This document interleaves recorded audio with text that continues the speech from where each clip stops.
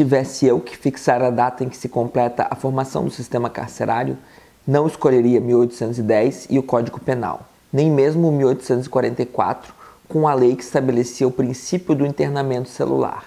Talvez não escolhesse 1838, quando foram publicados os livros de Charles Lucas, Moreau-Christophe e Faucher sobre a reforma das prisões, mas 22 de janeiro de 1840, data da abertura oficial de Mettray. Ou melhor, talvez aquele dia de uma glória sem calendário em que uma criança de Mettray agonizava dizendo: que pena ter que deixar tão cedo a colônia. Era a morte do primeiro santo penitenciário. Muitos bem-aventurados o seguiram, sem dúvida, se é verdade que os colonos costumavam dizer para fazer o elogio da nova política punitiva do corpo.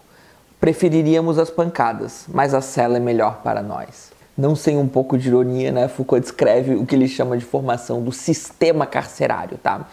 Para quem não sabe, né, ele não explica nessa passagem o que é Mettray, que eu não sei se estou pronunciando certo, tá? Vou colocar aqui escrito para vocês se tiverem interesse de pesquisar, né? É uma colônia, então, 1840, que se forma sem paredes, tá? Não existe paredes, porque justamente o objetivo é a disciplina, né? Então a disciplina, as técnicas disciplinares, quando elas são bastante eficientes, elas nem precisam tanto da violência. O sucesso da disciplina é prescindir da violência, né? Ou pelo menos da violência explícita, né? Porque a gente pode chamar de microviolências o que acontece dentro de uma disciplina. Então, pessoal, eu sou o professor Daniel Cidade, eu sou professor de filosofia. Queria convidar todo mundo a se inscrever no canal, deixar aquele like maroto, ativar o sininho e se quiser contribuir com o Apoia-se, né? A partir de R$2 você pode estar ajudando o canal. Eu vou deixar o link aqui embaixo. Mas por que Mettray? Vai se perguntar Foucault. Porque para Foucault essa instituição representa o momento de controle disciplinar mais intenso que a gente pode encontrar. É nele que a gente encontra todas as tecnologias coercitivas, né? As tecnologias de disciplina, de adestramento, de normalização, que a gente vai falar um pouco nessas últimas aulas. Os pequenos grupos fortemente hierarquizados em Mettray, eles vão encontrar 5 modelos específicos que permeiam, então, né, que são paradigmáticos da nossa sociedade. Primeiro modelo, o modelo da família. Cada grupo é uma família composta de irmãos e de 2 mais velhos. Então, a questão familiar, né? já entendendo já então, tá, que a família é uma instituição disciplinar, tá? Não meramente disciplinar, né? A família é uma instituição que tem uma série de outras funções, mas ela é uma instituição disciplinar e muito possivelmente a primeira instituição disciplinar que a gente tem. O modelo do exército. Cada família, comandada por um chefe, se divide em suas seções, cada qual com um subchefe. Todo detento tem um número de matrícula e deve aprender os exercícios militares básicos. Realiza-se todos os dias uma revista de limpeza e uma vez por semana uma revista de roupas. A chamada é feita 3 vezes por dia. Bom, quem vive na nossa sociedade já está acostumado com o modelo do exército como algo centrado na disciplina. Embora Foucault esteja numa passagem curta sobre o exército, ele já deixa aí bem claro a questão de como as coisas são inseridas dentro de uma temporalidade quase que, né, em outros momentos o Vigiar e Punir ele é mais rigoroso nessa temporalidade, né, mas fica claro, né, a gente lembra lá do começo aquela questão de milimetricamente cronometrado o que está acontecendo. O modelo da oficina, com chefes e contramestres que asseguram o enquadramento do trabalho e o aprendizado dos mais jovens. Não vamos esquecer, então, né, com Marx, já que ele mostra que, né, as corporações de ofício, então, né, quando ele fala o modelo da oficina, a gente pensar numa oficina mecânica já fica um pouco complicado, né, não entende direito, né, mas ele está falando da questão o conceito de ofício, né? Você precisa aprender um ofício, então vai ter um mestre que te ensina, tá? Quem já estudou Marx sabe melhor o que Foucault está dizendo quando ele fala de modelo da oficina. A própria aprendizagem de um trabalho no modelo da oficina é uma atividade disciplinar.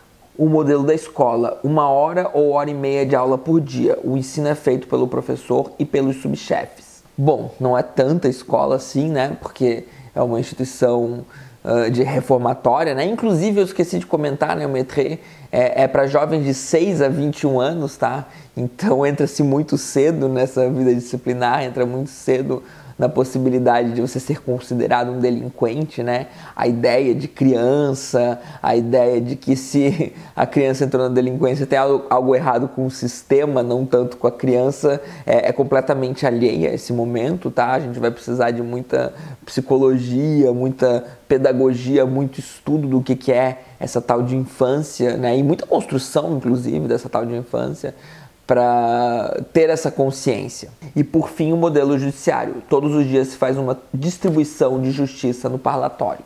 Bom, é claro que precisamos julgar e sermos julgados se estamos dentro de um sistema disciplinar, né? Então, essa instituição, ela reúne todos esses modelos dentro dela e por isso ela é bastante eficiente. E vamos mais com Foucault, né? Essa superposição de modelos diferentes permite determinar a função de adestramento no que ela tem de específico. Bom, adestrar indivíduos, né? Isso já deve estar mais do que claro, já deve estar repetitivo para vocês o quanto as instituições disciplinares têm a função de adestrar indivíduos. Então, os indivíduos chegam lá muitas vezes muito cedo, né, 6 anos de idade, e eles estão sendo adestrados a partir de inúmeros modelos, inúmeras possibilidades, tecnologias de poder que permitem que sejamos adestrados e que, né, vão... o Maitre, então, segundo Foucault, né, 1840, vai servir de modelo para toda a sociedade, tá? A instituição pode ter seu fim, mas o conhecimento que se adquire a partir dela vai ecoar até os dias de hoje. São, de certo modo, técnicos do comportamento, engenheiros da conduta, ortopedistas da individualidade. Têm que fabricar corpos ao mesmo tempo dóceis e capazes, controlam as 9 ou 10 horas de trabalho cotidiano, artesanal ou agrícola, dirigem as paradas, os exercícios físicos, a escola de pelotão, as alvoradas, o recolher, as marchas com corneta e apitos, mandam fazer ginástica, verificam a limpeza, presidem aos banhos.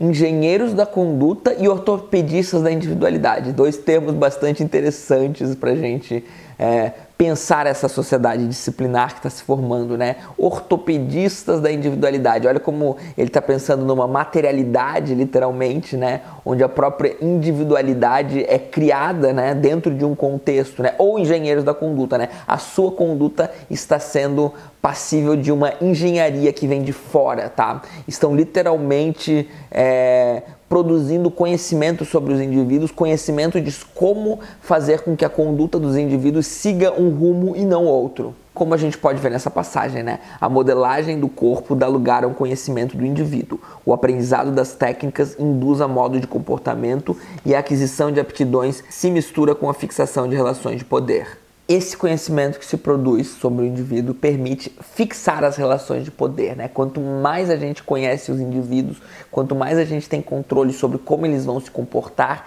mais a gente consegue fixar, ou seja, estabilizar as relações de poder. Os indivíduos completamente homogeneizados, eles são mais dóceis, eles são mais fáceis de serem ou governados ou manipulados, usem o termo que vocês quiserem. É a aparição, ou antes a especificação institucional e como que o batismo de um novo tipo de controle, ao mesmo tempo conhecimento e poder sobre os indivíduos que resistem à normalização disciplinar. Então todo poder produz resistência, como a gente já está cansado de saber, pelo menos quem já viu o curso de introdução a Foucault. E veja bem, os indivíduos resistem, né? Os indivíduos resistem sempre à disciplina. Só que se estamos tendo um ambiente de controle, um ambiente de produção de conhecimento, um ambiente de produção de ciência mesmo, cientificidade sobre os indivíduos, a gente pode ter mais controle sobre aqueles indivíduos que se revoltam, aqueles indivíduos que resistem ao poder disciplinar, né? Então, produzir conhecimento, inclusive sobre os que revoltam, fortalece ainda mais o ciclo da disciplina. E isso, é claro, demanda ciência, isso, é claro, demanda disciplinas que se formam dentro desse contexto, né?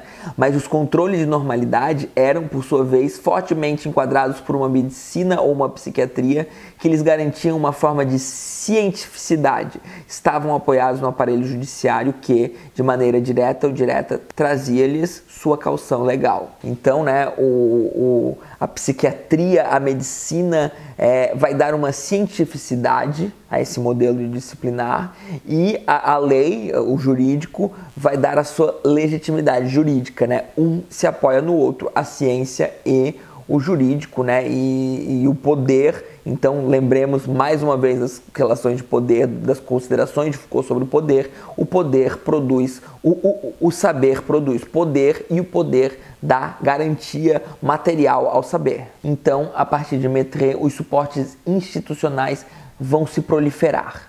Vamos ler, né? Os suportes institucionais específicos desses processos se multiplicaram desde a pequena escola de Maitrey. Seus aparelhos aumentaram em quantidade e em superfície. Seus laços se multiplicaram com os hospitais, as escolas, as repartições públicas e as empresas privadas. Seus agentes proliferaram em número, em poder, em qualificação técnica. Os técnicos da disciplina fizeram escola. Na normalização do poder de normalização, na organização de um poder saber sobre os indivíduos. Maitrey e sua escola fazem época.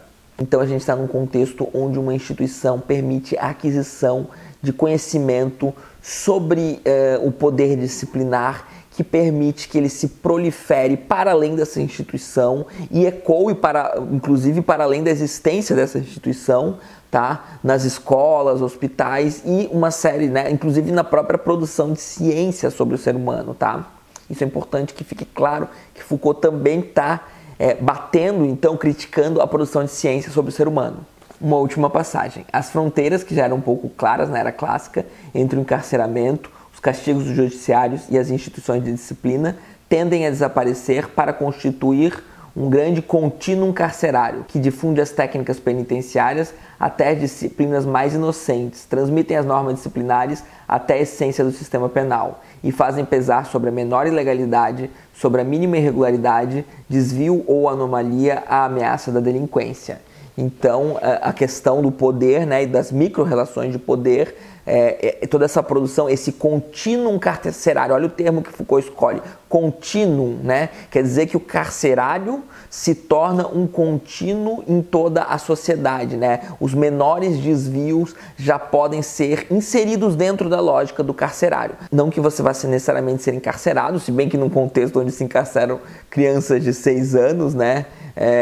A gente tem aí todo algo que a gente poderia hoje considerar um exagero, dependendo da ótica com que a gente vê, tá? Mas o que é interessante é entender que mesmo que você não esteja preso, mesmo que você nunca tenha passado ou vá passar por uma prisão, você ainda está inserido num contexto disciplinar que faz parte de um contínuo carcerário. Então é isso, pessoal. Espero que tenham gostado e boa noite.